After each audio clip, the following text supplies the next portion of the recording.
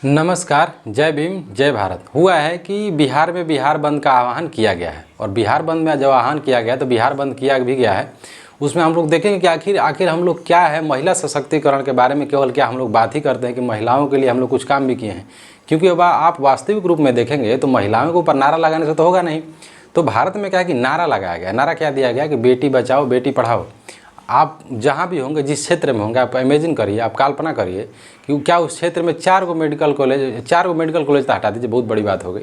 आप 4 ऐसा स्कूल बताइए, कॉलेज बताइए जहाँ पे केवल महिलाओं के लिए खोला गया हो और केवल महिलाएं ही वहाँ के प्रतिनिधित्व करती हों, टीचर महिलाएं हों, प्रिंसिपल महिलाएं हैं। कितना नया कॉलेज खोला गया है। तो सरकार केवल भाषण देती है, भाषण देने से देश नहीं चलता। हमारा देश बर्बाद ही हुआ इसी कारण। अभी हम लोग बात करेंगे आखिर बिहार बंद क्यों किया गया है, बिहार बंद का आह्वान क्यों किया गया है, उसमें समस्याएं क्या आ रही हैं, लोगों को क्या समस्याएं हैं, जो उसमें पब्लिक ट्रांसपोर्ट में क्या समस्याएं थी, इसके बारे में हम लोग बात करेंगे। तो हुआ है कि सोचिए, खाली हम लोग बात करते हैं और इसी बात का कारण है कि हमारा देश बर्बाद हो गया। बात में क्या है कि शिक्षा में कमी हुई। शिक्षा में कमी ये हुई कि हम लोग राजनीति से उभर के आए थे। जब हम लोग देश को आज़ादी मिली राजनीति से, तो हम लोग को राजनीति सिलेबस में नहीं जोड़ना चाहिए था। हम लोग पूरा सिलेबस जोड़ दिए राजनीति से। क्षेत्रीय स्तर पे रीजन में हम लोग कॉलेज भी बनाए बीए का, कभी बीएससी बनाए नहीं। तो आठ साइड स्नातकोत्तर जिसको कहा जाता है स्कूल बना दिए, कॉलेज बना दिए, तो हमारा विकास नहीं हुआ। हम लोग चलते हैं कि आखिर ये विवाद चल क्यों रहा है।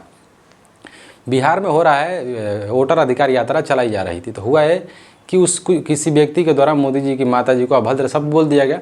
इस चीज़ का क्रिटिसाइज जो दल थे, जो इंडिया का अलायंस है, जितने भी वहाँ के दल हैं, उन सारे लोगों के द्वारा इस चीज़ का विरोध किया गया था कि गलत बात है, ऐसा नहीं करना चाहिए। अब हुआ है कि मोदी जी आते हैं 5 दिन बाद सभा कर, मतलब कि आते हैं मीडिया के सामने। खैर मीडिया में तो प्रेस कॉन्फ्रेंस मोदी जी आज तक दिए नहीं। आते हैं और रो के कह रहे थे कि हमारी माँ को बोला गया, इनको बोला गया, उनको बोला गया। तो विपक्षी दलों का भी ये कहना है कि जब इतना ही कह रहे हैं तब मोदी जी तो उन लोगों को फॉलो करते हैं जो लोग महिलाओं का मजाक बनाते हैं। तो बार ट्विटर पे जो उनके विपक्षी दल है, स्पेशली आरजेडी के द्वारा इस टोटल निकाला, बाकायदे लिस्ट निकाला गया था और किन किन लोगों को फॉलो करते उसको भी बताया गया था।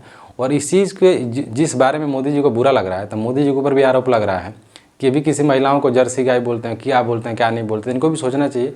और जब प्रधानमंत्री होकर ये सब बातें बोलते, क्या इनके पार्टी के लोग नहीं बोलते? तो महिलाओं के सम्मान में हम लोग केवल बात करते हैं। महिलाओं के लिए हम लोग क्या किए हैं अच्छा काम?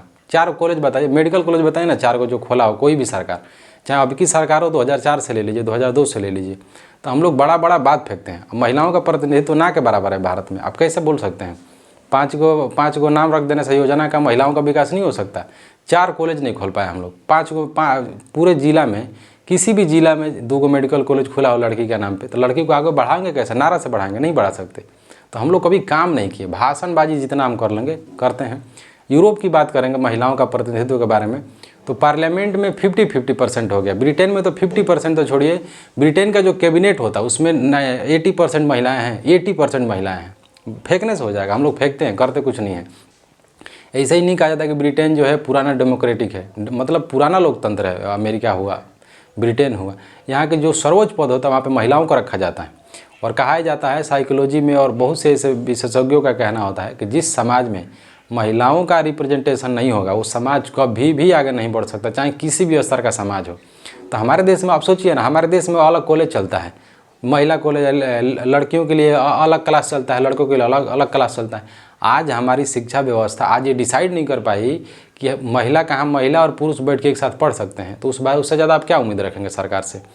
सरकार को देखकर कोई एजुकेशन हम लोग नहीं कर पाए। आज भी हमारे यहाँ मानते हैं कि कुछ स्तर पे खोलना सही हो सकता है, लेकिन जब हम लोग विश्व की शिक्षा व्यवस्था को देखते हैं तो आपको क्या लगता है कि विश्व में ऐसा स्कूल चलता होगा? हम आज भी महिलाओं की छुट्टी अलग से करते हैं, पुरुषों की छुट्टी अलग करते हैं। जब तक हम इन दोनों को मिलाने का काम नहीं करेंगे, जब हम ऐसी व्यवस्थाएँ नहीं लाएंगे, जब हम ऐसा गुणात्मक शिक्षा नहीं लाएंगे, बाकी जो पुलिसिंग सिस्टम हो गया, पॉलिटिकल सिस्टम होगा, जब तक हम नहीं सुधारेंगे तो कैसे समस्या सुधरेगी? तो स्कूल खोल देने से 5 घंटा पहले महिलाओं को छोड़ दे, 5 मिनट पहले पुरुषों को छोड़ दे, कॉलेज थोड़ी चलता है। दूसरी बात है कि इन लोगों द्वारा आह्वान किया गया था, बिहार बंद किया गया था। ये लोग इतना इतना नीचता का पार कर दिया ये लोग जो आंदोलन कर रहे थे। सोचिए, कोई महिला थी एम्बुलेंस में बैठी हुई थी, एम्बुलेंस में डॉक्टर बोला है कि उस महिला का डिलीवरी होगा, 3-4 घंटे में उसका डिलीवरी हो जाएगा। उस गाड़ी को ये लोग रोक दिए, गाड़ी को जाने नहीं दे रहे थे।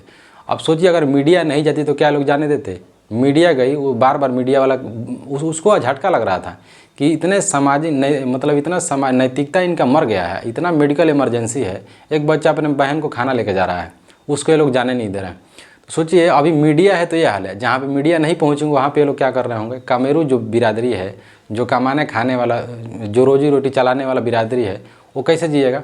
मान लीजिए कोई गरीब घर का लड़का है, डेली दिहाड़ी पे उसका घर चलता है, तभी लोग चक्का जाम कर दिए। कम से कम आप जब जाम कर रहे हैं तो आर्टिकल 19 क्या कहता है, सबको अधिकार है, सबको जीने का भी अधिकार है, सबको बोलने का भी अधिकार है, सबकी स्वतंत्रता है। ऐसी स्वतंत्रता नहीं होनी चाहिए कि आप रोड जाम कर दिया बाकी लोग मर गए। तो कम से कम मेडिकल व्यवस्था फ्री रखिए, जिसको जाना है उसको जाने दीजिए। अब बताइए जो लड़का डेली दिहाड़ी करके कमा रहा होगा, अब 4 दिन 2 दिन में आज पूरा दिन कमाएगा नहीं तो खाएगा क्या, कहाँ से। तो ये तो ज़्यादा हाइपोथेटिकल बातें हो जाएंगी। लोग जब उसको बोला गया कि अरे मेडिकल को जाने, तो जो व्यक्ति झंडा लिया था बोल रहा था कि इतना जल्दी थोड़ी हो जाएगा। उस हरामी को इतना समझ में नहीं आ रहा था कि उसकी बेटी होती तो क्या वही काम करता है। अगर जो लोग झंडा लेकर खड़े हैं मेडिकल एम्बुलेंस को रोक के, अगर उसकी बेटी होती, अगर उसकी बेटी जाती तो इसको बुरा नहीं लगता। फिर तो उसको बुरा लग जाता कि मेरी बेटी के बारे में ऐसा क्यों बोल रहा, तो वो भी किसी की बेटी है ना है। तो यही चल रहा है भारत में, पॉलिटिकल भाषण जितना दे लो, देखते हैं क्या होता है क्या नहीं। नमस्कार।